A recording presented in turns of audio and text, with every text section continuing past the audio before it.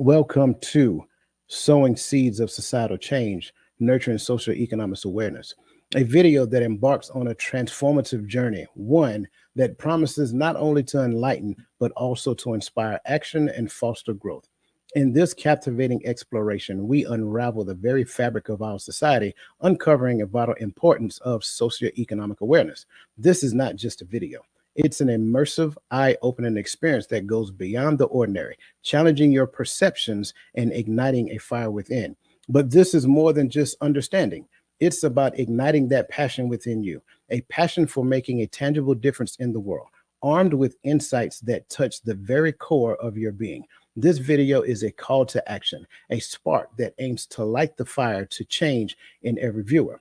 This video is for everyone, the seasoned entrepreneur, the emerging influencer, the compassionate individual who yearns to make a positive impact. It's a promise of information and a treasure trove of actionable insights.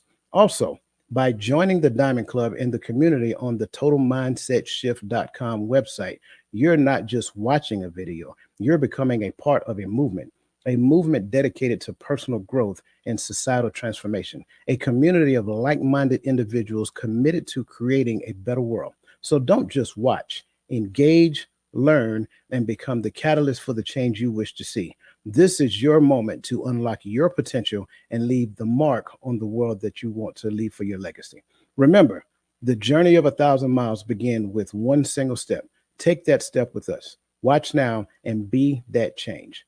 So, gentlemen, as we get ready to dive into this conversation, you know how I like to do.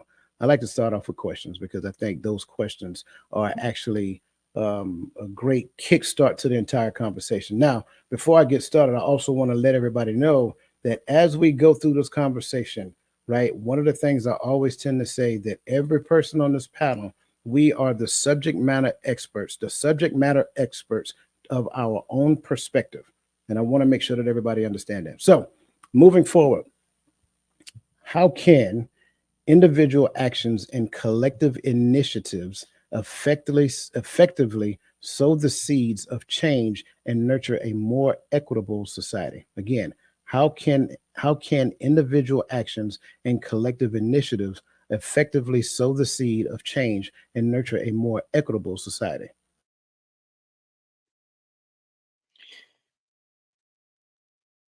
Oh, okay. I guess I'll jump in here. Now, Man, I'm still trying to digest the question. I'm digesting the question, but I'm also thinking when it comes to sowing seeds and when it comes to community, you don't necessarily have to know how to do everything. As long as you know someone who is doing something that you want to get into, that's doing something and is flourishing, and you can pick their brain. Just like we were talking backstage, and Coach threw something out there, and he knows what he's talking about, and I didn't. And then as I listen, I'm like, man, I got to pick his brain about this subject so that I can become better. And that's what we need to do more of. We need to find people who are doing things that will elevate us as individuals, where we can elevate our families, where we can elevate our circles and elevate our communities. And that's one of the first things we have to do is identify people who are doing something positive within the community. And especially when it comes to money, when it comes to income, when it comes to earning capacity, so that we can actually grow and stop just talking about growth. I like that. Um, Here's what I got. I create an analogy in my head, and here's my analogy. So this is the Empowering Perspective podcast. I didn't come up with this show. Roland didn't come up with the show. Twami didn't come up with the show. And Chris didn't come up with the show. Coach came up with the show. This is Coach's vision, right? So I'm looking at that as Coach's individual action to start a podcast, right? The collective initiative I'm looking at is Coach bringing in me and Twami and Roland and Chris and we all are working together collectively. We're having conversations, we're putting out positive information into the universe. We are, in a sense, sowing seeds of change. Now, depend on what comes out of our mouth is going to determine the seeds, the type of seeds that we are sowing. Now, the people on the receiving end, they can be, in a sense, the ground, if I may say so. And I think y'all know where I'm going with this, where I'm coming from with that, right? So everybody ain't good ground, So part of that's the analogy that I came up with, and I look at it as, when we come on here on Friday nights, we have these different conversations and stuff like that. This is, in a sense, what we're doing to help nurture a more equitable society. Like, we're having conversations about what we're having today. We had conversations about what we had last week and the week before that and week before that, and for the last almost 2 years or so. So that's kind of the analogy, and that's where I'm looking at, is someone kind of sort of having a vision, bringing people together, and then together they go out and try to seek some sort of change that can benefit or to help society in general. So if I'm way off, I apologize, but that's kind of where I'm coming from, and that's what I think when I look at this question. Again, well, not again, but I'm gonna say this is the first time we've seen this question, so I didn't have time to think about it. So yeah, let me say that I love that analogy. I think you were spot on, because it kind of goes back to what Roland said, right? I think first and foremost, we have to be good stewards with our own resources first, right? Whether we're talking finances, whether we're talking levels of intelligences, whether we're talking, I don't know, real estate, like Roland was just talking. So all of those things require us to be a good steward from an individual perspective. I can't do anybody any good if I am not doing good in my life first, right? If I am struggling with my finances, if I'm struggling with, my resources, I just say it like that. If I am struggling with my resource, then I have no business trying to pour into anybody based upon the resource that I'm struggling with. That's where I will start at. So when you said what you said just now, I like that analogy because that makes a lot of sense, right? Um, Even from the perspective of economics, right? I think what needs to happen within the space of community, what we need to do, and I think somebody said in the chat, we need to come together and share our intellectual resource, right? Share the intellectual resource, pouring seed into other people so that they can actually get to the point of understanding the way that they were doing certain things may not necessarily pan out the way that they envision it for the future.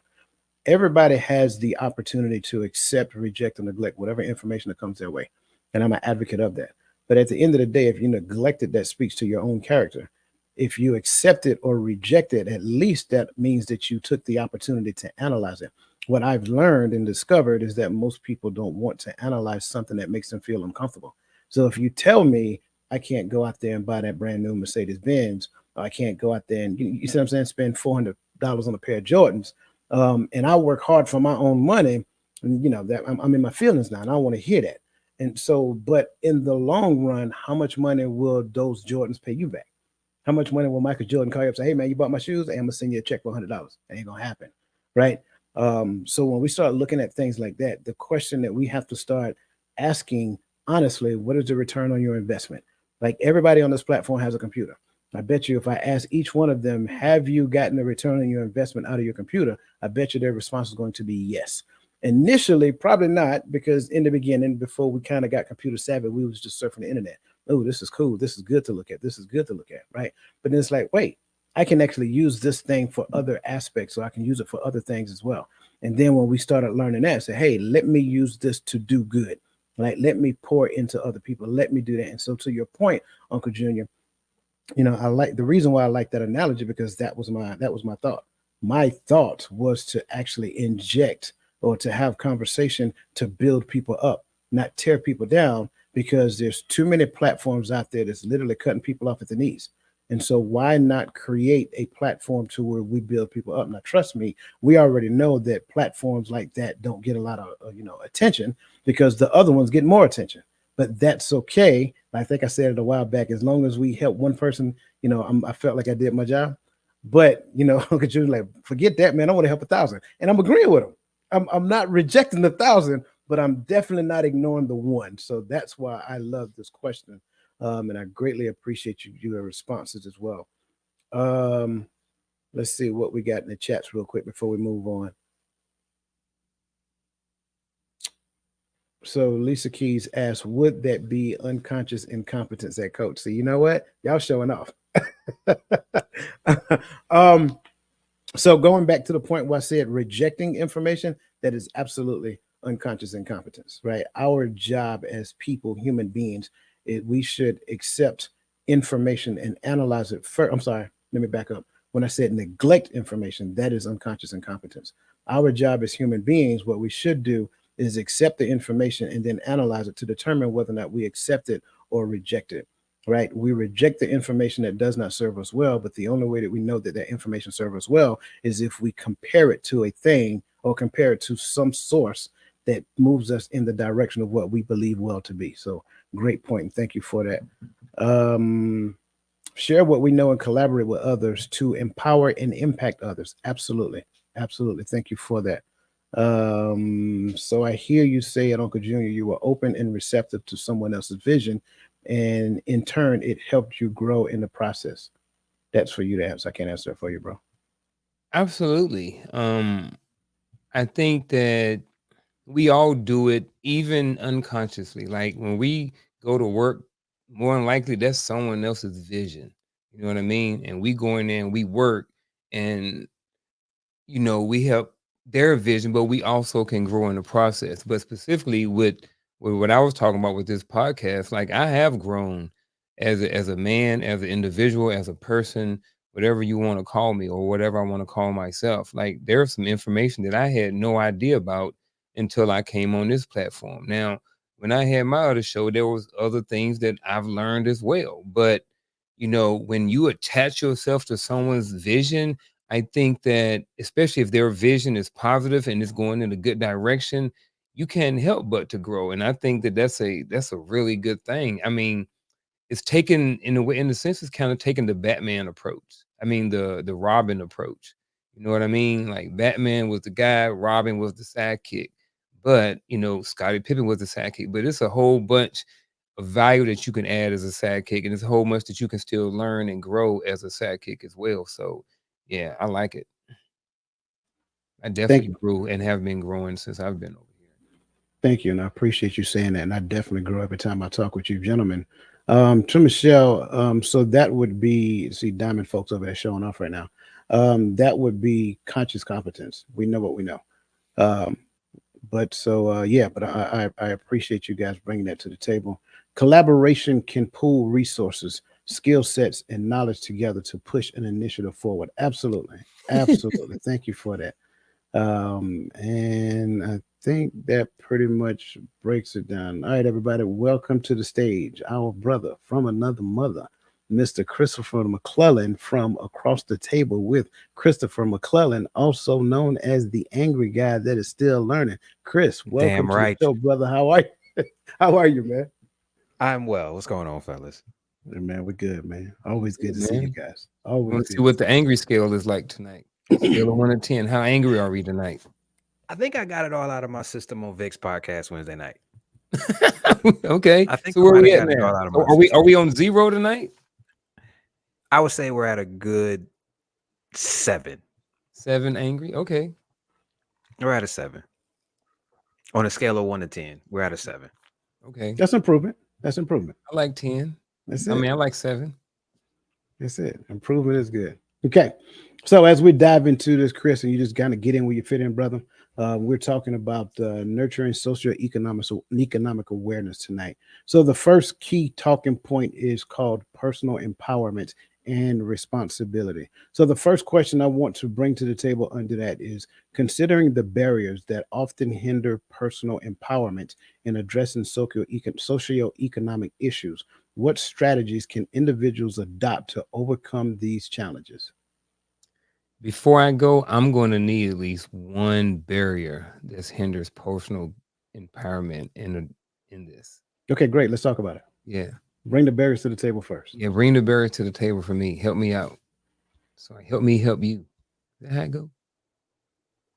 The Can barriers. I Yeah. Yes. I use that. I was thinking about rolling when I said it.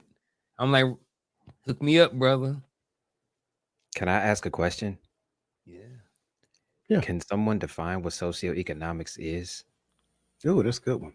So let's start there. First, socioeconomics, right? Then under social first, then under, well, let me kind of say the whole word. First, socioeconomics. Then under socioeconomics, let's identify the barriers. Then let's talk about the strategies. So what is socioeconomics? This is where I learn, because I have absolutely no idea. As a matter of fact, I talk about this all the time. Let me Google it real quick. Uncle Junior just left. He's oh, okay, gotcha. I know What you got? Roland like this book. I know Roland probably already got it. His probably all highlighted and marked up and everything. You muted. Oh, it's in the loft. Yes. I knew he had it. Of course he does. Barriers. Oh, We're defining socioeconomics first. So we defining it. In your own words. They don't have to be Webster's. I got my bachelor's in sociology. So, but I don't remember. That was a long time ago. But I know it has something to do with like, it's like sociology and like economics kind of like mixed in together. And like sociology is like kind of like the study of like a large group of people. It's individual or group, micro, macro. But what it's talking about is the dynamics that individuals or groups, how they deal with their money, how they earn and spend their money. So what is it that we do to earn money, and how do we spend it? What do we spend it on? Like some people, their importance is on having 7 TVs in the house, having video games, while others may have books, may have 0 TVs, minimal interaction with computers and so forth and so on. But when it comes to the spending patterns, that's what everything derives from. When you talk about a socioeconomic status or whatever, now you're looking at, okay, like us here on this platform, if we were to do some type of a panel discussion and say, okay, how do you spend your money? How much do you make? What do you spend it on? Are you satisfied with what you make? How can I make more? So now you start asking questions and you gather all this information to say, okay, this is the demographics for us here. So now where do we go forward so that we as a people can pool our resources and have growth within so we can have effect without?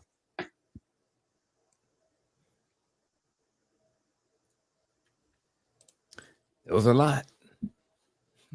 Any other takers want to add to it? Yep. And I'm just going to pull it straight out of Chat GTP. Right? I didn't get it off Google. I didn't get it off. And here's what I got. And I think, it's a good definition. It says socioeconomics is a field of study that combines elements of sociology and economics to examine how social factors and economic factors interact and influence each other within a society. It focuses on understanding the relationship between economic structures, processes, and social structures. In other words, socioeconomics explores how economic activities and systems impact social structures and vice versa. It went on to more, but I think that was pretty much helped me understand a little bit more about what it is. So Christopher, thank you for asking that question, man. So it forced me to kind of look at it too. I hear the term a lot, but I never hear a clear definition of it. I hear a term a lot, and then I hear a bunch of words after that, but not like a clear definition about what it is. That's why I said I would shut up right now, because I genuinely didn't know. Kind of like how people behave according to the economic infrastructure. Mm. That's the condensed version in my mind. And so based upon what you learn from that, then you you can change certain aspects of the infrastructure to influence behavior, right? Or you influence the behavior to facilitate the infrastructure, one or the other. But it is the interplay between the two. So when you hear people talking about socioeconomics, and then you hear, like, I think it was Roland who brought in the concept of status, right? It's kind of like a hierarchy based upon the infrastructure or the understanding of the economic infrastructure.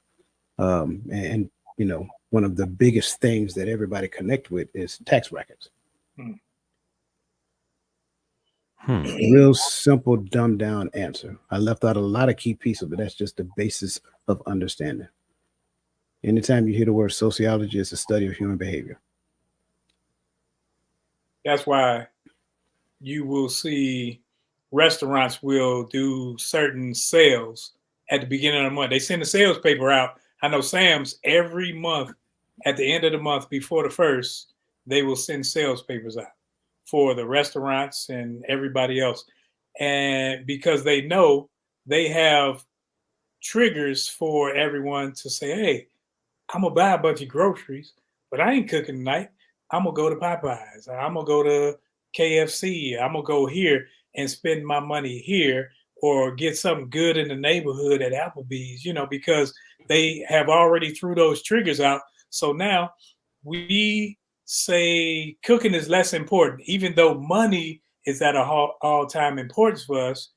We splurge a little bit here, and so you splurge at the beginning of the month because you're happy because you got a lump sum of money, and then later on, and oh, it's the end of the month, because the importance of your money wasn't for the stretch. You're trained to think, I got it now, I need to spend it. Yeah. Another way to look at it, and you guys, I think everybody can relate to this. So your behavior, like the algorithm, is a very interesting thing because the algorithm takes your behavior and then gives back to you what you give to it. So if you're on, let's just say Facebook, whatever the case may be, and you're looking at going back to them Jordans, right? So if you're looking at them new J's, then guess what the algorithm is going to give you? It's going to give you them J's because it has analyzed your behavior. And so based upon your behavior, it returns to you what you like to see. Therefore, you're more inclined to buy more of those things. Now, if you wasn't a Jordan type dude and you're looking at real estate, well, guess what the algorithm is going to give you, right? But it's also going to give you those different types of real estate. It even go as to more specific to your price point. So if you're looking at $1 million homes, the algorithm is going to present to you $1 million homes. So the algorithm analyzes your behavior and then has a general understanding of your socioeconomic status and then return to you the things that your behavior told it that your socioeconomic status was.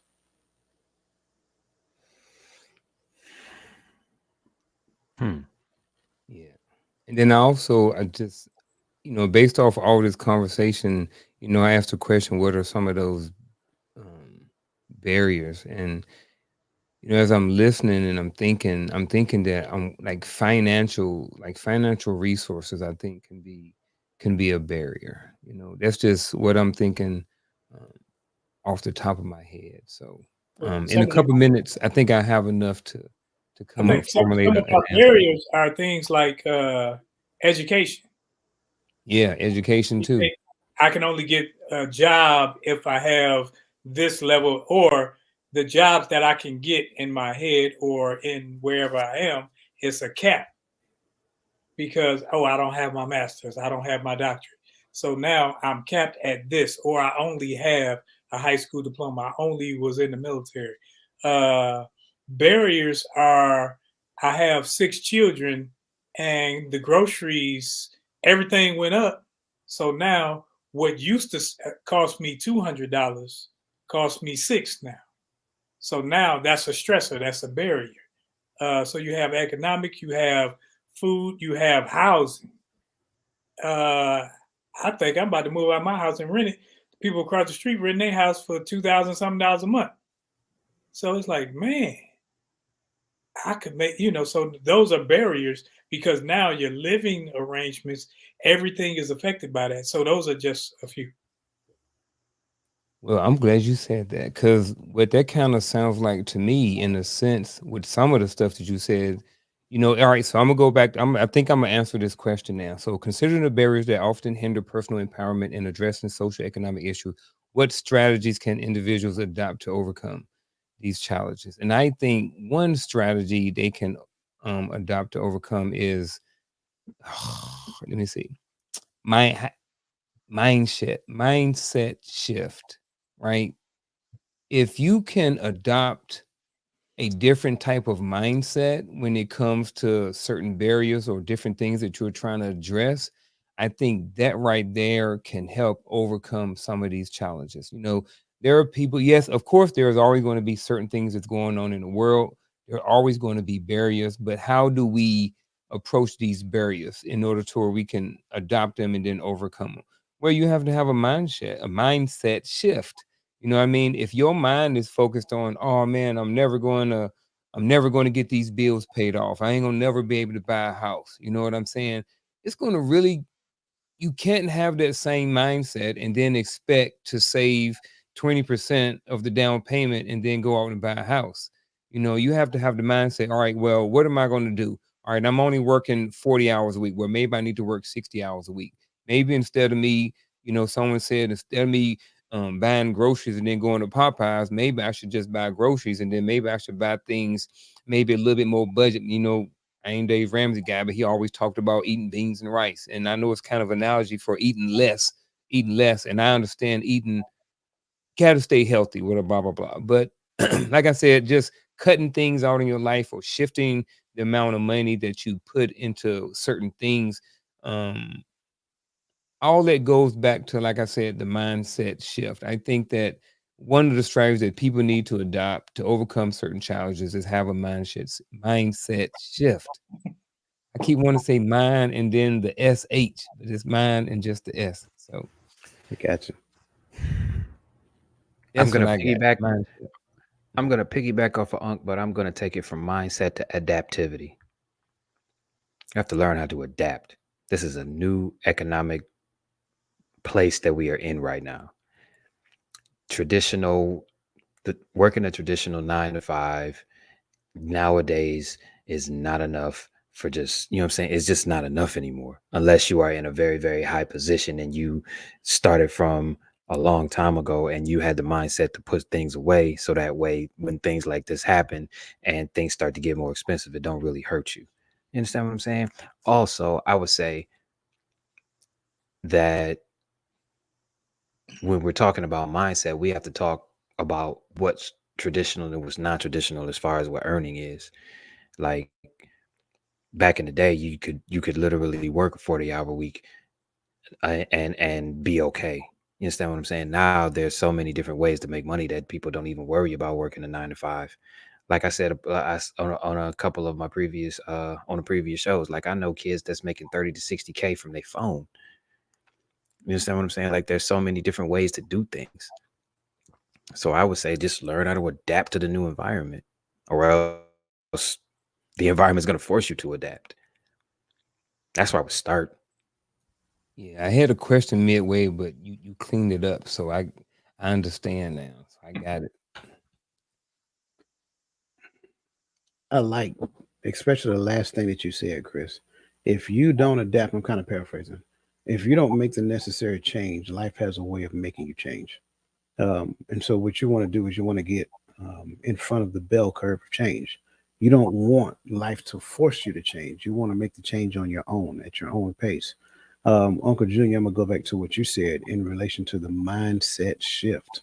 I'm agreeing that that's the thing. But I think one of the biggest barriers that we need to understand, because you guys know, like you just said, for me to do better, I need a better job, right? One of the biggest mindset shifts that we need to understand is that my time, is more important than money. If we view it from that perspective, then we'll stop flip flopping it and making it the other way around, because what we do is we sell our time for money. So reverse it so that you can identify your time being more valuable than money. Then, when you look at it from that perspective, what ends up happening now is that your time becomes more valuable than what somebody over here is willing to pay for it. When you have that shift, or when you have the ability to create that shift, that changes the playing field for you, because you set the parameters for the time that you give. Make your time expensive. Now, don't be ridiculous. I'm just going to be honest with you. If you have not done enough work on yourself to be able to demand that, then that could be a problem. However, I would tell you that one of my mentors, and I'm just using this as a hypothetical, as an example, One of my mentors charge $40,000 an hour to do what they do. So that's just an example. That's somebody's annual salary when you look at it from that perspective. So again, re reshape this, reframe this, right? And change it from the fact that my time is, because that's what we do. We'll get this job and they say, oh, they want to pay me $40 an hour. And it's, oh my God, I make $40 an hour. And that might be the most money you've ever made in your life. However, comma, do you limit yourself there in your mind? Do you think you're worth more than $40 an hour? Have you done the work on yourself to raise the ante? So that's the thing. Your time is the most valuable resource that man has. I don't care who you are. Your time is way more valuable than what somebody else is willing to pay for it. So if they're willing to pay you $40 an hour, trust and believe they charge somebody else $75 for that same hour that they employed you for. And if you don't believe me, trust me when I tell you, I can show you the facts. So that's just kind of like how we'll go with it for just for starters. That's an example of shifting a mindset to view something other than what you were taught in school, because school's not going to teach you that. Even if you go to a institution of higher learning and take up a degree that focuses on being an entrepreneur, they're not going to tell you how to price yourself. They're going to tell you what the foundation of being an entrepreneur is all about. But when you start asking people, so how much should I charge? They'll be like, I can't tell you that, because at the end of the day, it doesn't matter how much you charge. The only thing that matters is that you charge. So when you have those people, and I'm going to throw this out there and we're going to move on because I'm rambling a little bit intentionally. You'll have certain people that's in your circle. Pay attention to what I'm about to say. You'll have people in your circle and you'll say, my fee is this. And they'll say, oh, that's too expensive. They're not part of your circle. Let me say that again. They're not part of your circle. I'm going to say it again for the person who really didn't hear what I said. They're not a part of your circle. If the person in your circle believe your fee is too expensive, they're not part of your circle. Because as long as you keep that person in your circle, it's like crabs in a bucket. They're going to pull you back down to their level of awareness when it comes down to fees and charging what you're selling. So I'm just putting that out there for the person who is thinking about jumping out there and being an entrepreneur, right? Being an entrepreneur is not easy. What you're going to have to do is you got to work on this, because you're going to get out there and people are not going to accept you for that. Ain't you that little boy that used to work at the corner store back in? Yeah. Ain't you Sharon's little son? Yeah. You know what I'm saying? But you're a grown man now, but they still calling you Sharon little boy, right? You got to understand, if you don't fix this, the minute that you put yourself out there, people are going to challenge what it is that you think you're doing. They're going to challenge your skill set, then they're going to challenge your price point. So you have to be resilient enough to weather the storm, because just by virtue of you doing that, you're saying, I need to move to a different area. Not geographically, but I need to move to a different area. I need to surround myself with different people who not only agree, but empower me in the direction in which I'm going. That is one of the biggest barriers that we have, not just environmental, but this thing here. Can is it okay if we bring that question up? Because I just want to see it, because I had a question that I wanted to ask you, actually everybody on the panel. Um, would Because Coach talked about money, and then I think someone said something about skills or higher earning or something. So would a strategy that an individual needs to adopt to overcome, would that be like learning things like education, or like a skill set or something like that? Would that play into something that people kind of need to overcome and adopt as kind of a strategy, is to just get more?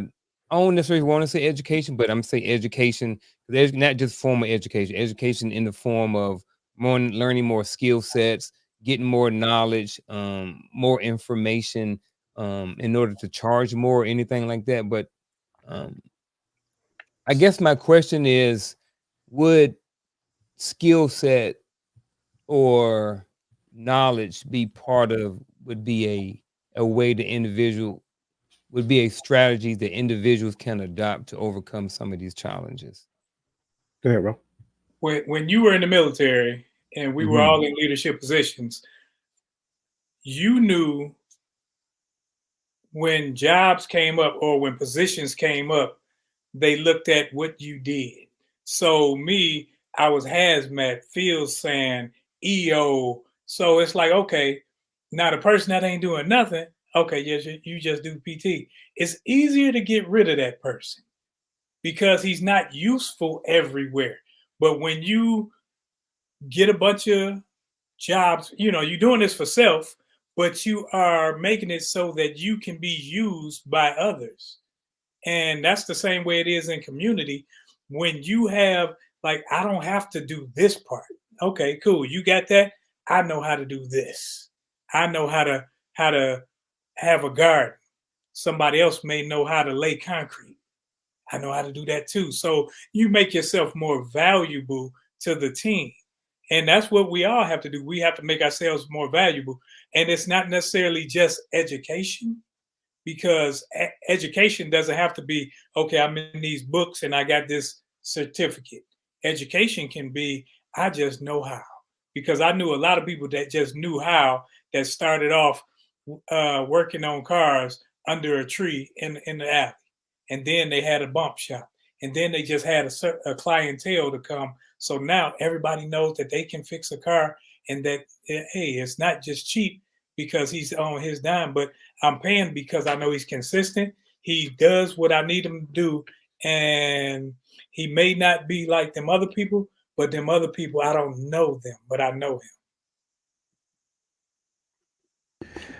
him. To me, it sounded like not just education, but always being in the learning stage, like never not learning. You understand what I'm saying? Because there's always something that you can learn. As far as skill sets go, to have multiple skill sets is a good thing because you'll be useful in different arenas. So to Roland's point, he's right. You just kind of piggybacked off of the adaptability thing too. I think that's what I was thinking about too, because I started connecting the dots. I appreciate that, gents. I will add to it as well. And I talk about this in the diamond program. So you got 3 levels, right? So you have mindset, skill set, and tool set, right? Tool set is the lowest version of the 3. Skill set, you have to have the skill set in order to use the tools. So I can have the tools and I can teach myself how to use the tool, and just by virtue of experience and on the job training, I can be valuable with the tool.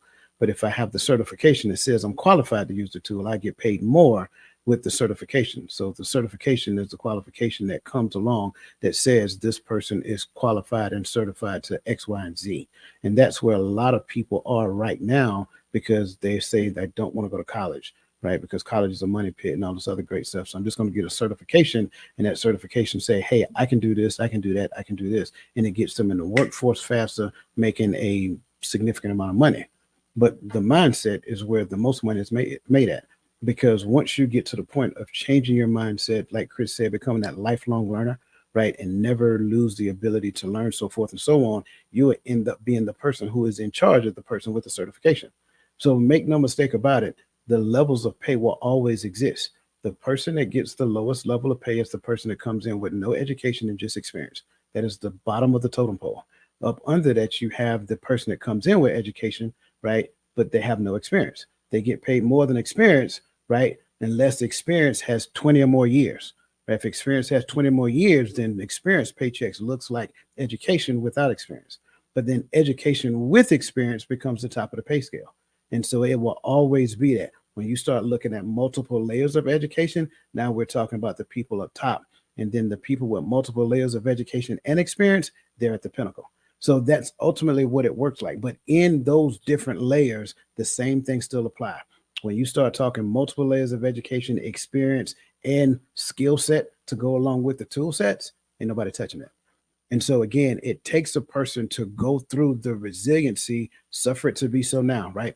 They're suffering it to be so now while they're going through school, while they're getting the certifications. They have this sense of what I tend to call delayed gratification. I don't necessarily need to make $20 an hour.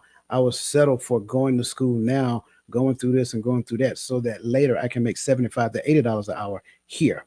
And that's ultimately a sacrifice that they make. So while their friends are driving, nice cars at the age of 22, whatever, at the age of 20 and 21, they suffer And then at the age of 27, they can buy whatever they want, house, car, whatever that looks like.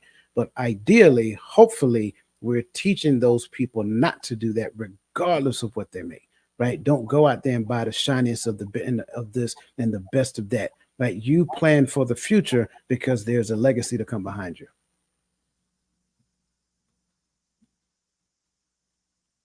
Okay, it was a pause. Since we paused, I had a friend. Or had, he's still just one? Yeah, situation. He was working at USAA, and I think he was getting like $33 an hour at USAA. And he quit USAA and he started Ubering. And when he started Uber. He moved up to Dallas and he got into Uber. And it was somehow whatever they did, he would rent or lease. He got a vehicle through them, a large SUV. Yeah, like a depending on the status that you have, they give you like a stipend to go to Hertz or Enterprise and rent a car, and then you can just use the car to drive. I used to do. So he went from making $33 an hour at USAA, and then he was making $3,000 to $5,000 a week up in Dallas doing Uber, because he would do the Uber with the big vehicles, and then you have people coming from. He would always stay at the airport, and he would deal with the sports teams and so forth and so on. So I think we have to get out our minds. We got to have a job. A job just means you working hard. Ways to earn is how you got to start thinking, because when you think of what multiple ways to earn, it doesn't always mean you're working for somebody else, because as Coach said, your time is valuable. And when you start to look at your valuable time saying, I can make more money doing this, and not just be at work earning a check, but I'm putting in work to earn this money that I'm gonna need, and I'm gonna make more because I'm working for self. I'm not working for somebody else. That's what I meant by adaptation. Like before, it was like you had to have a job to make some money. Now all you need is a car and a smartphone, and you can make some money. Now in some cases, all you need is a smartphone and an internet connection, and you can make some money. You see what I'm saying? Like we just have to adapt to the times, man. We're in a technical age now. And you're right. You're absolutely right. And the other part I would add to that is that when I talked about getting ahead of the bell curve, like adapting to the time means that we're in the curve. You see what I'm saying? Because time is happening, situation happening, life is happening, and then we're making adjustments according to what life is presenting. But what if you get to the point where you set the conditions to where, and I'll say this loosely, I don't use this term a lot, but you live life according to your own terms, then it does not matter what life does. It does not matter if we went from the manufacturing age to the .com age to now all about, the computer age. None of those things, like, and I'm just going to throw this out there, that doesn't matter to the Rockefellers. They're still the wealthiest family that exists, period, because they got ahead of the bell curve and they believed in the concept of generational wealth. You saying something, Roland? Oh, okay. They believed in the concept of generational wealth. So they set their children's children up for the fact that when the world changes, they won't have to change. They just have to continue to focus on the vision of the family. And then, like we were talking about earlier, as long as they have it legally and it is in writing, someplace to where not one person can change it, then it just happens to work for generation to generation to generation. But again, that's a whole nother conversation. But again, we got to get to the point as a culture to where we get ahead of the bell curve, not just one person, but multiple families. And I think that's an important concept to understand.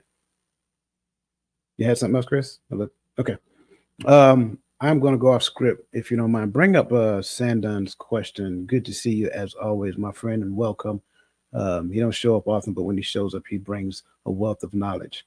This is his example, and I so like that because, again, this is the same thing, right? We can put ourselves in situations where we have to work full-time jobs and part-time jobs. This brother had a full-time job and 3 part-time jobs, and now he said life is totally different from him. Hats off to you, my friend. I'm glad to hear that. And he's I know him personally. He also got kids. I love this example. Thank you for sharing that. And he's absolutely right. We need to take personal inventory of our life. If we don't do it, then trust me, Somebody's already taking inventory for you, and you ain't gonna you're not gonna like what they come up with. So thank you for that. I'm sorry, I'm keep my hand on myself. I want to go off script because the way you guys are talking, like you guys pretty much then answered the question, but I want to bring to the topic since we're defining term. So we already defined socioeconomics, but what about socioeconomic responsibility? When you hear that term, you hear that idea, what thoughts come to your mind? Socioeconomic responsibility. What is our responsibility when it comes down to socioeconomics? To clean your own room. It's a good start. If you can clean your room, you can clean your house. If you can clean your house, you might be able to clean up your neighborhood. If you can clean up your neighborhood, you might be able to clean up your city. But it all starts with personal responsibility. And I got that from Jordan Peterson. Clean your room. I heard you talking earlier about how you can't really tell people what they should and shouldn't be doing if you ain't really got it all together. Or if you know what I'm saying, you have this utopian mindset, but you're not acting on it. Clean your own room. That's what I think about. That's what I think about when I think of responsibility as a whole. Clean your room. I can't necessarily add too much more to that. I think, socioeconomic responsibility means like the same thing, being responsible when it comes to social economics, you know what I mean? When it comes to my finance, when it comes to being a good neighbor, being a good parent, all these different things. When we're out in the world and I'm socializing with people, like, you know what I mean? Take care of me. Like you just said, if you can't take care of me, you can't take care of something bigger. If you can't be responsible over $10 an hour, some people say you can't be blessed with a job to making $12 an hour because you're not responsible or diligent over the team. Habits are gonna still be the So, same. yeah. So yeah, I definitely like what Chris said. That's same thing.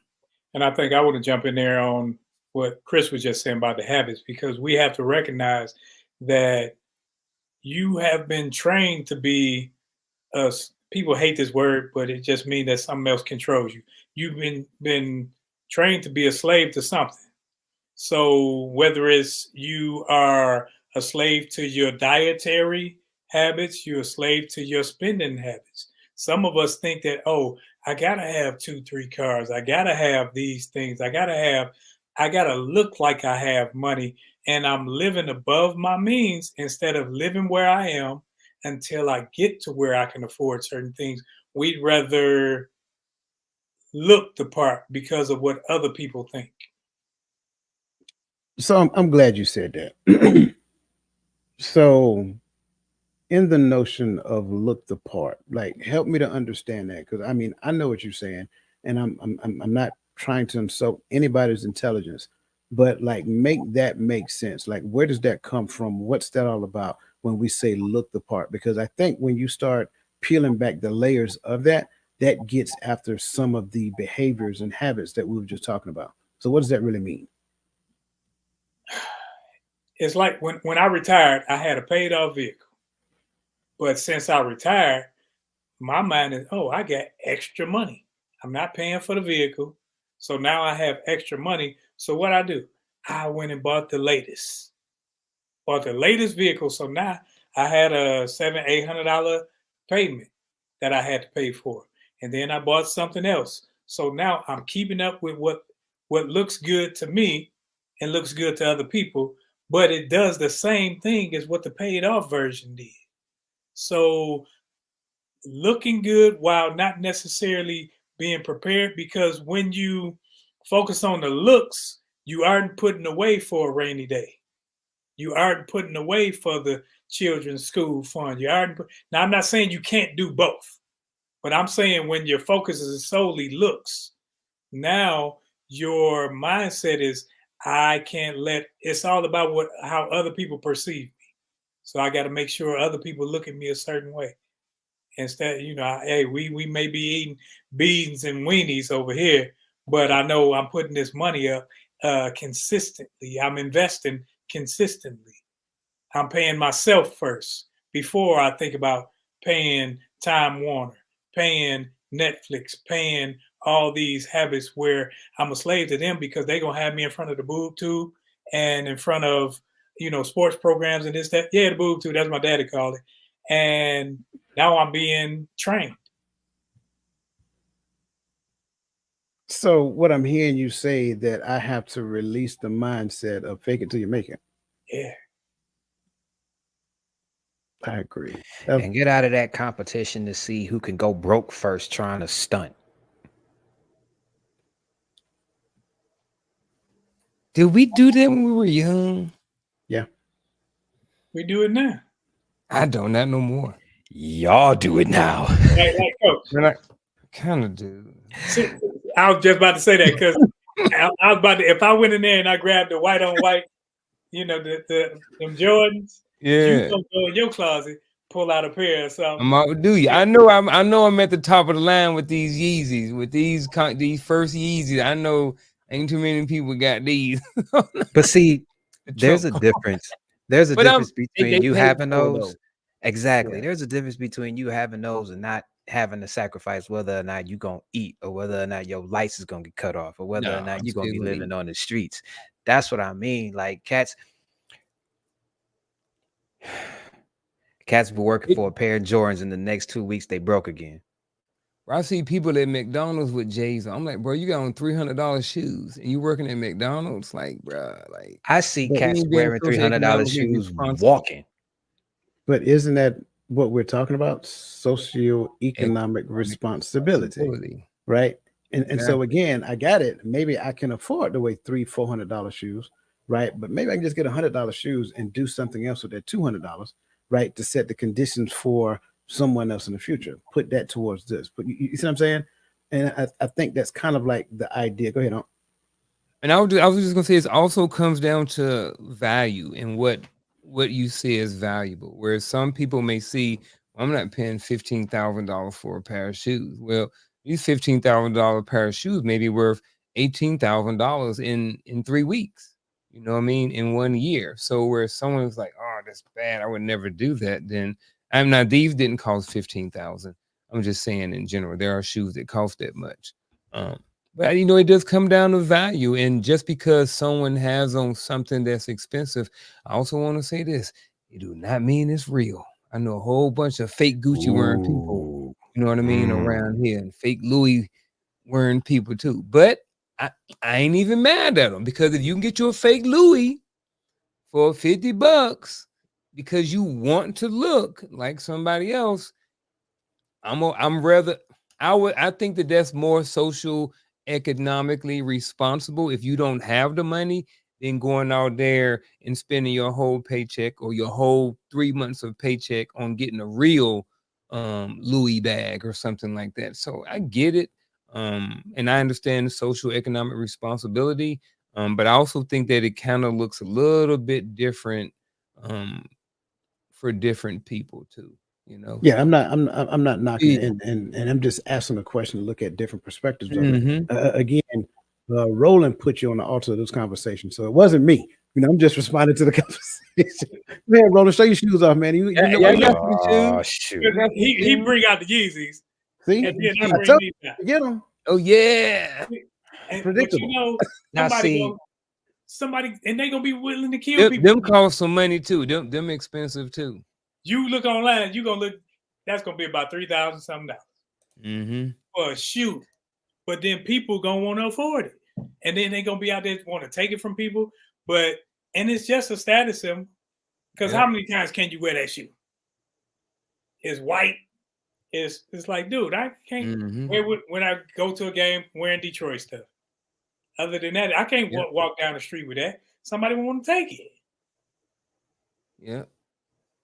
Mine stay in the house. I would say another thing too is when you got boxes of stuff you get off of Amazon that you ain't opened yet. That's another thing. I'm just yeah. I may know somebody who I think Coach talking about himself. Is that you? I'm talking about me. Yeah. So but again, I'm the opposite. At least I get boxes, but before they even drop them off, I already got them open. I love my Amazon. I like my Amazon. But I I'm know not. them jokers. I'm not saying that to brag. What I'm saying is that could I have done without the things that I bought? Did I necessarily need this? Or did I No, necessarily? that's why they No, still in boxes. right. It was stuff that I wanted. I seen it. I'm like, don't be up. If you're a retiree, just saying, don't be up at 2 o'clock in the morning because all they got is retiree commercials on there. Right. They're Don't be focused on up at retirement. 2 o'clock in the Don't be up at two morning. o'clock in the morning. I'm telling you, know how it is. You get older, you got to wake up in the middle of the night, and go to the bathroom. And Take so, off that one-click purchase off Amazon too. yeah, QVC, that's those are devil channels. Stay off of them. Just saying.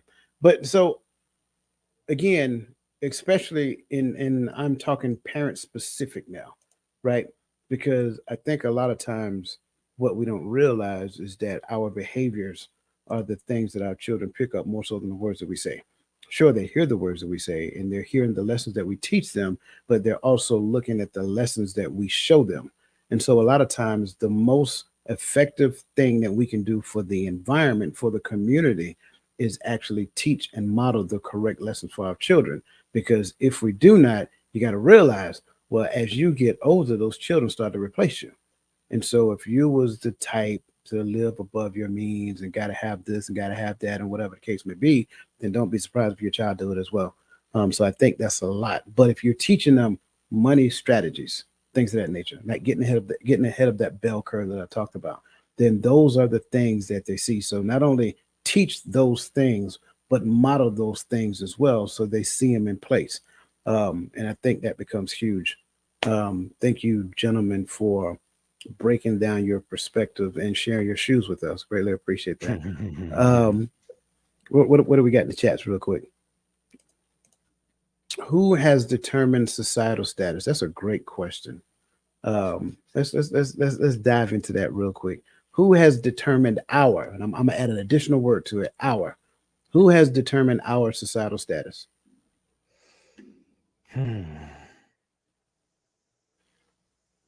We've been trained. We've been trained in what is it? After World War II, they did a hardcore press to focus on us on certain things, especially when the television became a major thing after the 70s. It was a hardcore press to push us towards being consumers and not people that made things. So now you are a consumer because you're watching. It used to be we watch the Super Bowl and look forward to what? The commercials. What are they trying to sell us? So now when they try to sell us things, they can do it 24/7 now. Like Coach said, I'm one of the people like, man, I'm waiting for them to say, but wait, if you buy it now, you can get two. I'm like, what? I can get two? Let me get this one, then send it to Coach. It's like you don't need the first one, but you're gonna buy two water hoses and you only got one spigot. It's just things like that. I would say it's a culture and consumer thing too, for real. In order for you to be looked at in a certain way, you have to have a bunch of stuff or look like you have to have a bunch of stuff. So I would say it's a cultural and a capitalistic kind of thing. I would say that too. I just want to know why Roland just had to pick two water hoses. I mean, did I show you my boxes or something? I'm just saying. What you got on?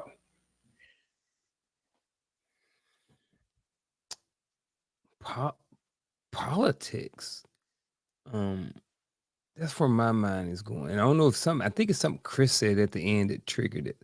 I don't know why, but I went to politics and I'm thinking of politics. I'm thinking that, when we look at, I'm thinking right now, that's why I got my doing like this. So I'm thinking that like politics, I'm thinking about people at the local level on up, you know what I mean? Those guys they put in there are certain laws and there are certain um things that are getting passed, and based off what's getting passed, it can kind of determine who gets what, right? So if there's a certain law that's passed, that means so and so may get this and so may not get this, or so I don't know, for some reason I just want to think it's the politics has something to do with determining societal status. I could be wrong, but I would definitely like to hear what anybody else has to say, and definitely Roland on this part when it comes to like the political piece of societal status, because you think about like the politics, they can play a huge role in our life, you know, depending on what law is passed. Like we go back to certain laws that gave people 3 strikes and stuff like that, right? The 3-strike law. And you got people that's in jail right now serving time for weed in California that is now legal and stuff like this. So, you know, and all those came about based off of laws that were passed. But so I don't know, man. I'm thinking it has something to do with it, that politics has to play a part in this. If I'm wrong, then I'm wrong. But I think that politics does play a portion in determining what our societal status is. But maybe I I'm don't, wrong. I don't think you're wrong at all. It's just part of the system. It's part of the whole, because when you look at it, like I said, it started with the TV pushed into every home. So now when the TV's pushed into every home, and remember, before you had radio and all they did is listen to baseball games. And then when you got TV, boom, oh, we can watch the people, they gonna supposedly walk on the moon. And then you push it in, then you got television shows and they teaching you how to deal with your family and so forth and so on. So now when commercials come in, they say what's popular by sending you the people that you like, the stars, the sports stars, the comedians and so forth, to say, man, I got the jab. You gonna get it? You gonna get the new jab? I seen that the other day. Everybody, they was sitting up there, had on the blue Pfizer band-aid and said, so if I get it, you can get it. Or that's how we know what to wear. When everybody saw Lil Wayne with the little tight pants on and Vans, everybody started wearing little tight pants and Vans. Like every commercial, if you look at a person of color, 95% of them have the natural hair now because it's popular. Okay, we pushing certain things, saying this is us supporting you. So when they do that, it's like the gladiators. We saying, okay, we got football games, baseball games, all these sports arenas. When you focus on this, you not focusing on going anywhere. You focusing on this. Like I was focusing on Michigan. Tomorrow I'm gonna be focusing on football. But it's like at some point you got to stop focusing on what they putting in front of you and say, what laws are they passing? What are they trying to just slide in there without me looking? Because I'm looking over here. I'm worried about whether LeBron go break a record or get into the playoffs and all these other things. So sometimes you got to stop with the tube and pick up and read between the lines. Even with the sorry. No, go ahead. When you were talking about the blue band-aid, right?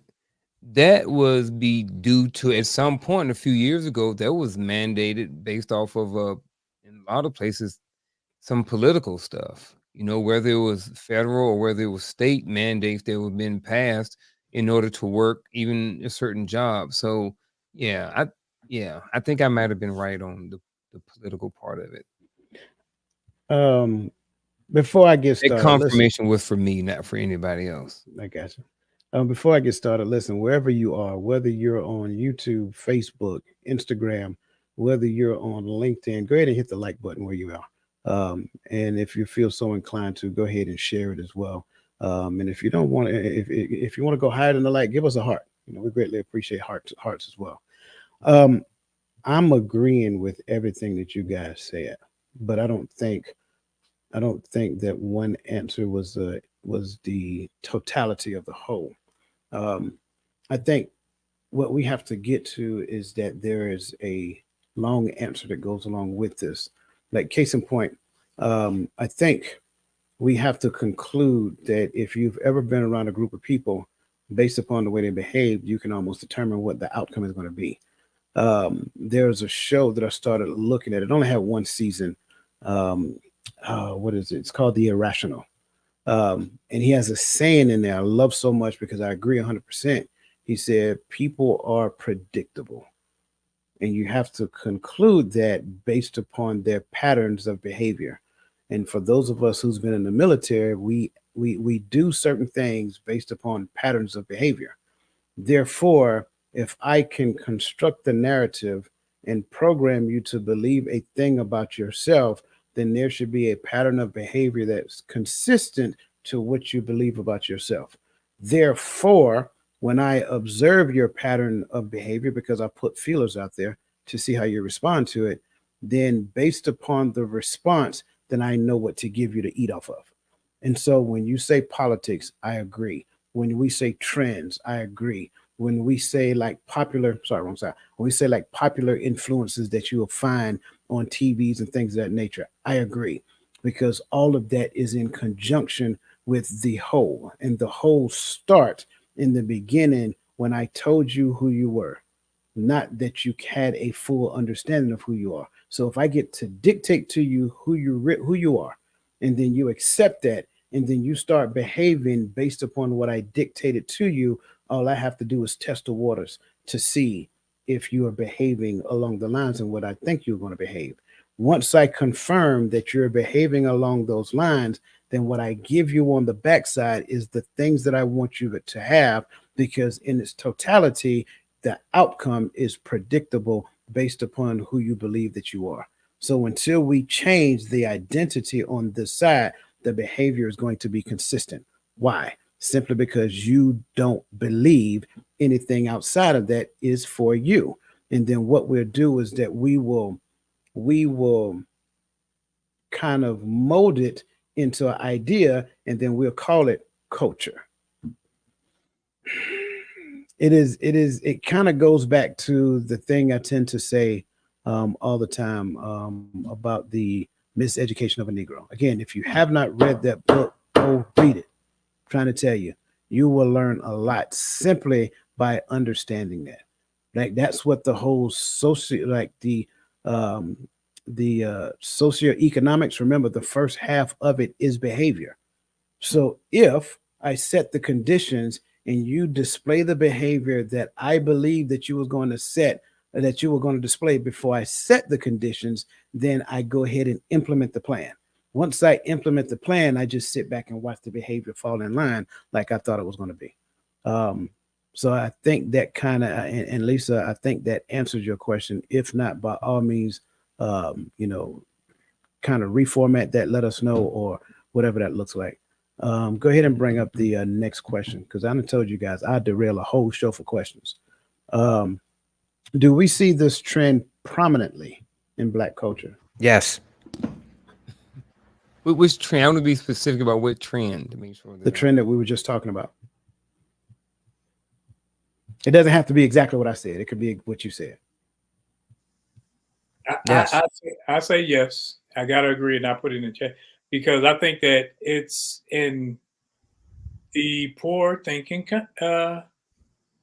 It's certain people who allow the system to overtake their families, overtake their communities, and they are the poor thinking cultures. So whether it's black, whether it's Hispanic, whether it's white, when you don't have guidance and you left up to use devices that are meant to keep you as sheep, that's exactly what you're gonna be. What you got on? I'm going to say yes, and my reason for saying yes is simply because those are the most people that I'm around and I've had the most contact with and experience with. So for me, I would say yes, but I haven't spent the same amount of time in other cultures as I have Black culture. So, um, so my answer would be yes, but it's based on, like I said, this is who I've spent the majority of my time with. That's my answer too. Not and not and I won't just leave it with who I spend the majority of my time with. Like if you pay close attention, that's what we look at. So we look at our culture more than we look at other cultures. Not that we're saying other cultures are less than ours, not that other cultures aren't important, but it's that we literally look at our culture. I know some people that look for black movies to watch and they'll look at those black movies. So that's a thing. So to that question, I definitely agree. Yes, we do, but it's because our lens is shaded with our culture. Chris, you had something you want to add, bro? It looked like you was unmuted. Okay. Great question, though. Thank you for that. That's all the questions that we have. Okay. So we're going to jump down to the intersectionality of our identities. Just simply because I think this is important, right?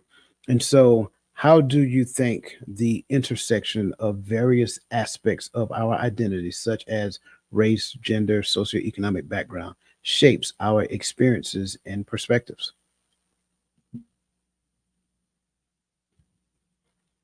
Punch them higher, Chris. Let me see you go all the way up. And I'm joking. Like to answer that question, that would imply that we have an identity in the first place, that we have instead of the identity that was given to us. You understand what I'm saying? So I don't know. But I think you started off on the right track. What I'm saying is that I think you just based upon that, like you can conclude the rest. Like if you ever had a dog and trained a dog to be a cat as a pup, no, you didn't, because we want the dog to be a dog. But if you trained the dog to be a cat, wouldn't it be funny to see a full-grown German Shepherd coming up and just rubbing up on your leg or something like that? Stuff. It's asinine. See what I'm saying? See your face? That's my point. And so I think you're on the right track. Only thing you have to do is fill in the rest moving forward. Go ahead, gents.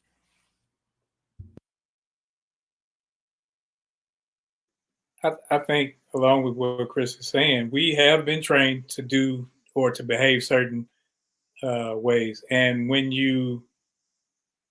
I was in the marketing class, everything that's marketed to Black people, you have a bunch of other people with a couple of us in there, and they say, okay, how can we use this in their community?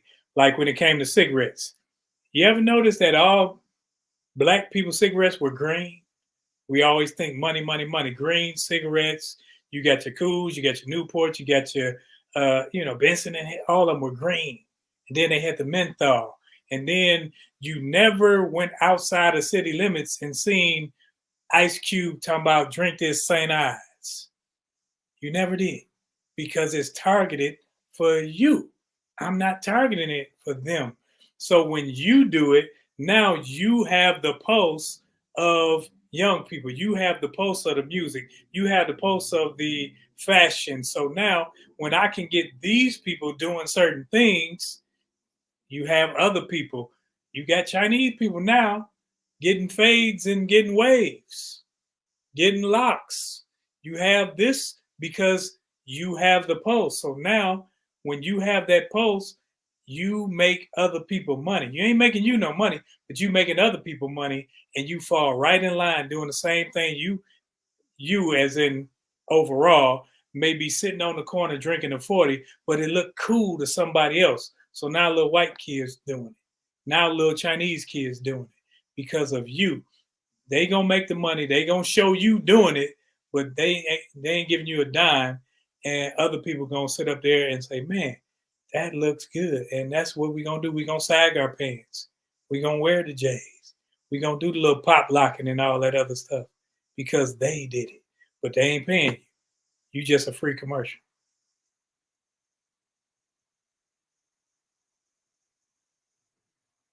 I think I'm gonna sit this one out. I'm still digesting the question right now.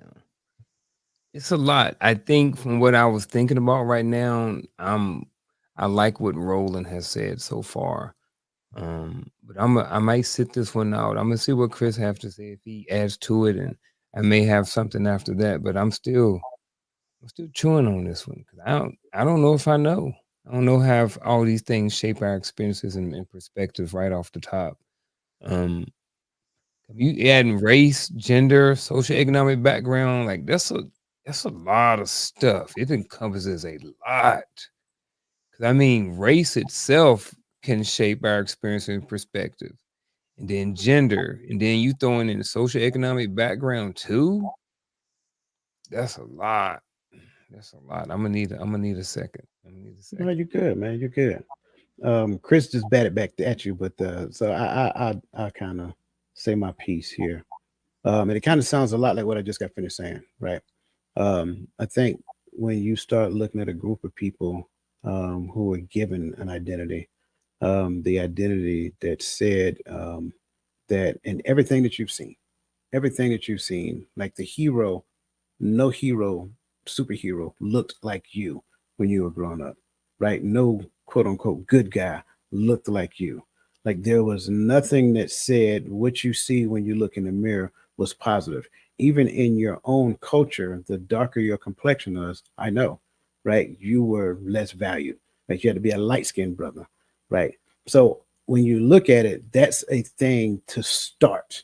And then moving into it, going from just the ethnicity piece into the gender piece, now it's different because here it is, men are expected to do two things: provide and protect. That's it, right? Women, they do everything else, right? And that's kind of like the narrative.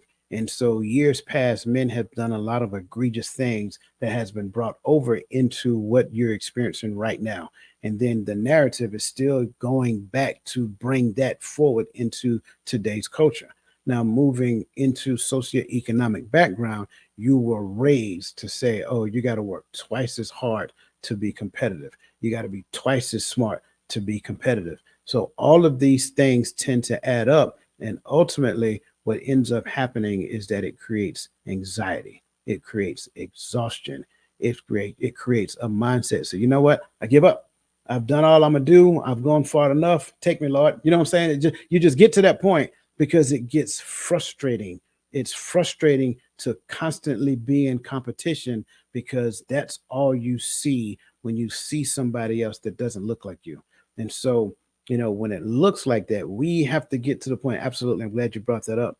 Um, um, you have to get to the point to where you start pulling those all of those strongholds down. Every last one of these are strongholds. You got to get to the point you pull them all down and break the chains of bondage in your life. Because if this is the first thing that you see when you see me, I promise you, you and I won't talk long. I don't view myself outside in. I view myself inside out.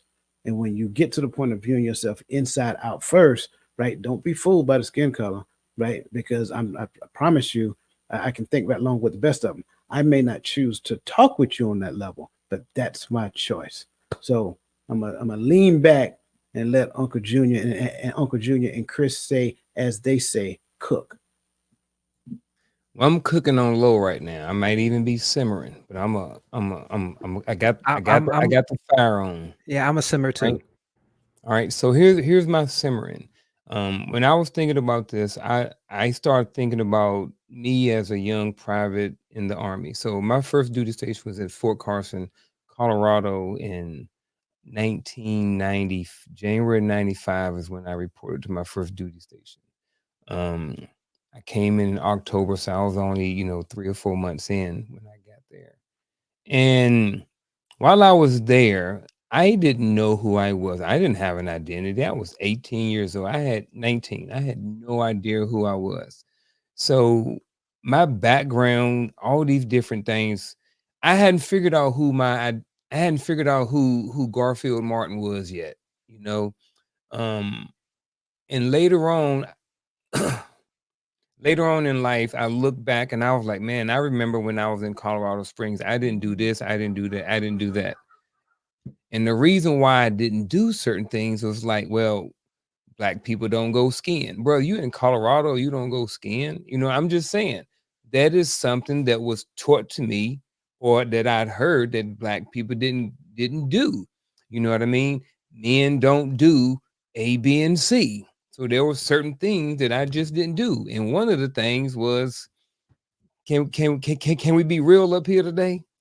All right. So one of the things that I'd heard a long time ago is that men don't sleep with women more than 3 times because if you do, you start having feelings for them.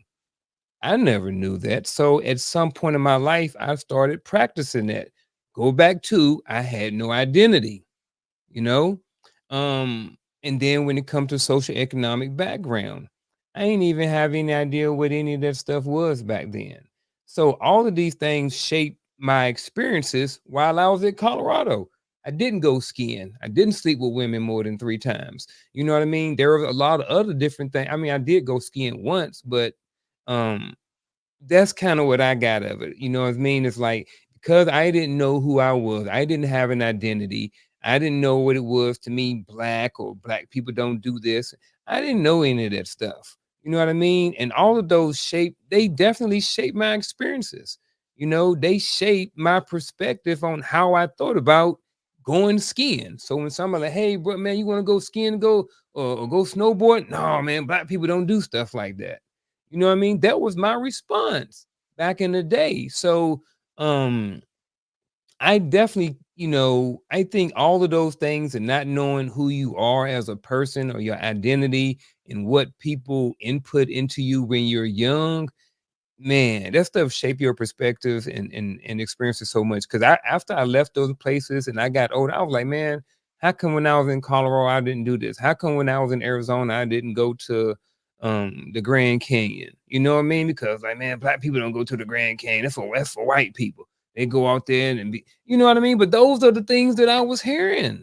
You know what I mean? And those kind of things shaped my experiences to where I was in Colorado and I didn't experience Colorado at its fullest. I was in Arizona. I didn't experience Arizona at its fullest in other places just because of things that were put into me about what I should and shouldn't do as a man, as a black person, etc., etc., etc. So I get it, man. It's like those things can keep you from doing things that you may actually want to do, and it may prevent you from doing other things. So that's my simmer right now. The Grand Canyon get pushed in. Chris, what you got, bro? See, there you go. You see? But I heard that before though. I heard that before. You've heard that too? See? I ain't the only one. I'm gonna go a different route because Unc, you took it as far as like was this based on your like this is based on your lifetime in the military and where you were stationed and things like that, right? Or was this based off of where you traveled? A little. These were all where I was stationed in the military. I Okay. didn't want to go. I didn't want to travel to certain places because black people didn't travel there. I I'm gonna go as a civilian. First of all, I'm black. Second of all, I'm a man. You understand what I'm saying? So in the civilian life in the hood, if you a black man, according to the narrative, I'm already outside of the box because I was a nerd. You understand what I'm saying? Like I wasn't out in the streets. I wasn't doing all of the normal things that a street kid would do. So I was looked at as weird or different because I like to stay home and play video games, or I like to stay home and watch cartoons, or I might mess around and pull a book out and read something or do a crossword puzzle or something like that. You understand what I'm saying? Like I played ball and all of that, but I wasn't like a normal, or what quote unquote normal kid according to my environment. So to your point, I had to get out of that environment to figure out I am normal. I just like different stuff. You understand what I'm saying? So it shaped my experiences up to the point where I said I wanted to experience something different, and I quit caring about what everybody thought about my experiences and what I wanted to do and things like that. You understand what I'm saying? So it does in a way shape your experiences and your perspective, because like even now I'm a black man in my 40s, single with no kids, and I get looked at like something is wrong with me because I don't have a bunch of baby mamas out here. You understand what I'm saying? So it does shape your perspective, but you have to get to a point where it's like, all right, this is what you doing, but I don't want to do that. So I'm gonna shape my own perspective, and it is what it is. And it's okay for me to do that now. Like it just became okay for us to shape our own perspectives about our own identity. You understand what I'm saying? So I that's where I am. Yeah, I'm I think I'm I'm cool where I am. it hinders. I think it hinders. I think it Yeah. hinders you. It hinders your ability to do certain things or to experience certain things in life. You know what I mean? Like I could have been snowboarding every weekend. You know what I mean? I'm just Right. saying, or doing something else. I could have been to the Grand Canyon. You know what I mean? So definitely, I think it can cause you to miss out on certain things in life and certain opportunities. Um, in life, So, I mean, if I would have listened to people who had told me that I only have to marry inside of my race, I would have never be married to the woman I'm married to right now. And I have a great wife. We've been together for almost 10 years. And she's Native American. But had I just focused on just trying to date within my race, I would have never met her. So I love what y'all saying because I think that limited thinking people encourage you to think with limits, and they try to want you to put those same limits on yourself because they have them and they can't see you getting past where they are. And I think sometimes they go too far because early on it was male dominated. You had all the stars on TV were male, and then you had a few females, but they were still in kind of docile positions. But then they switched it after the Me Too movement and everything. Then all your superheroes, you had Batwoman, you had Supergirl, you had Princess Leia was the man. You had all these figures who were out front. You had the king. What's her name? Viola Davis played the whatever she was, The Woman King. the Woman King. And which is an oxymoron, but we're not going to get into that. right, but you had all these things to push the narrative that man, you're better. Not a hey, you can do it too, but you're better. Instead of saying, man, we all can be great. I don't have to. All the movies don't have to be male. All the movies don't have to be female. It's like, man, the lead can be the lead. But instead of pushing those narratives, we rather pit one another against each other so that we're bickering and saying, well, I'm the man. And she's saying, well, I'm the female. Hey, I want you to be great. I'm going to push you up. I'm going to raise you higher. I don't have to sit up there and minimize you to elevate myself. And that's what one of the problems is. Absolutely. Listen, time has flown. I just realized that. So we're going to kind of get into our final thoughts. We're going to start with Chris. Then we're going to be followed up by the Unc himself. And then we're going to go with Roland. Then I'll close it out. Listen, I want to say I appreciate each and every one of you who joined us tonight. Shout out to my brother over on Facebook, Stephen Kyle. Good to see you, brother. Always welcome to the show, and everybody else who joined us. So we're going to kind of get into our bittersweet moment, our final thoughts, and we're going to start off with the youngest brother on the panel, brother Chris. And Chris, you have the floor, my friend. Take it away. This was a learning experience for me because I really didn't really understand what socioeconomics was. I didn't get it. But I guess my final thought is for those that didn't know what it was to dive into it and figure out what it is and build whatever life you want to build for you. Like, it's okay to win and not just look good losing. That's my final thought. man, I thought he was going to take a little bit longer, have a little bit longer to think about what I was going to say, but it'll be what it be. Sowing seeds of societal change. Just looking at that as the first piece of the title of the show, and I'm just going to stick with just that portion in my final thought. So, anytime you sow seeds, you're going to get the type of seeds that you sow. As an elementary school counselor, I talk to kids about their behavior on a constant basis. And one of the things that we talk about is literally this sowing seeds. And I talk about them in the form or sense of behavior.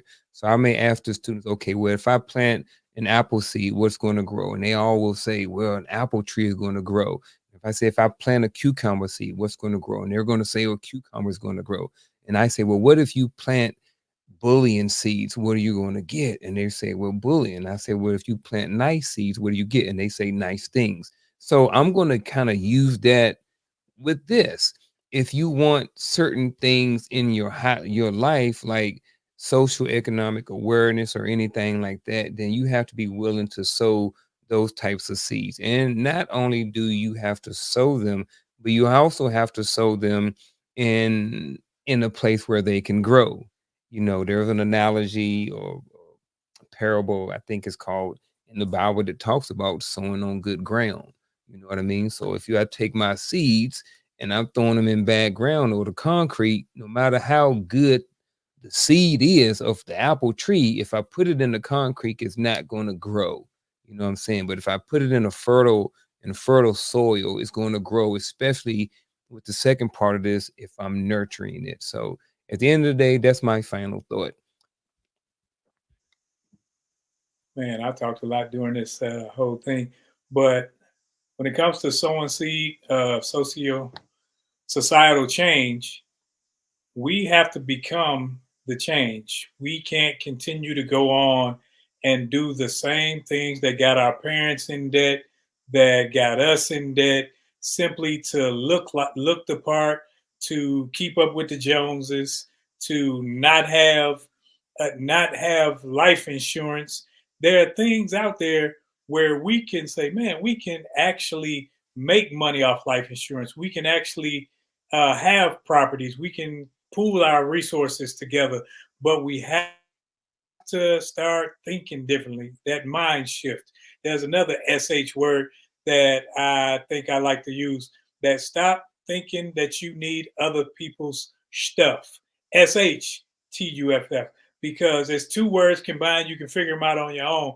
But leave other people's stuff alone and start to gather your own. Start to think for yourself and start to think, how is this detrimental to me versus elevate me?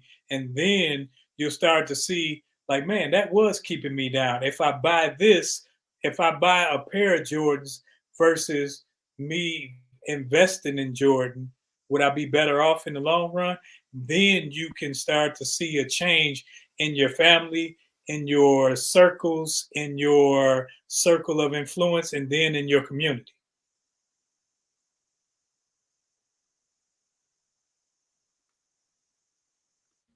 I greatly enjoyed hearing everybody's perspective as it pertains to this topic, nurturing socioeconomic awareness. Um, and I like the fact that we started talking about identity and things of that nature because I think that's what important. That's what's really important behind this. One of the things I tend to talk with people about when it comes down to money, I don't believe that there's one person that has a money problem. Now I got it. I hear you. The bill collector's calling. Stuff is life is still happening, but life is going to happen. That's what it's designed to do. I don't think there's one person that has a money problem. I believe holistically you have an awareness problem as it pertains to money. And so, because what you know money to be is one particular thing, then that thing is the thing that drives your behavior as it pertains to money. Again, we're talking socioeconomics, right? Your behavior. So, when it comes down to your behavior, one of the things that we need to understand is that the word is a compound word, be have, right? Be have. You can never have a thing until you be the thing that gets the thing that you want. So, in essence, what ends up happening is that we strive to have without being. That's backwards. And so, a lot of times we do life in reverse and try to figure out why life happens to us. That's why we're going to actually unpack a lot of these things coming up soon, right? As we're having this conversation, we're going to talk about some of the things that we actually do, the way that we view money and through the wrong lens. We have to get to the point that we recognize that money is a resource. That's it. It is simply a resource. And when we view it from that perspective, then we stop making it the source. Again, your most valuable asset is not money, it's time. So restructure your perspective so that you make your time more valuable than the debt that you created. Once you can do that, then you can move yourself out of lack into what we tend to call abundance because you were created to be abundant. I like what Stephen Kyle said on Facebook. Um, he said, yes, conditions through our physical evolution can hinder or slow our progression. God has us. Things will happen. There we go. Thank you. Things will happen and conversation will happen like tonight, where the evolution controls are broken right now in the physical. Celebrate the new understanding and self awareness and now do and build. Legends never die. Infinite return is what I am, what we are. Why? Because your source is infinite. That's the key. Because you come from an infinite source, but you have subjected yourself to a limit, what you perceive to be a limited resource. There are no limited resources because the source is infinite. But that's a whole nother conversation. And if you really want to understand that in context, right, then get in the Diamond Club because I teach it at least once a month. So, that being said, Greatly appreciate you guys. Oh, I'm sorry, Diamond Club, www.totalmindsetchef.com. Greatly appreciate you guys on the panel. Greatly appreciate you guys in the chat. You guys are laying down so much value. And again, as you guys see, I would derail a whole conversation just to get after answering your questions. And so, what we have to do is we have to, again, exercise our socioeconomic responsibility. So, have a great rest of your evening. Have a fantastic weekend. Stay warm because the cold snap ain't over, right? Have a great rest of your weekend. God bless each and every one of you, and let the best version of yourself be the blessed version that someone else receives.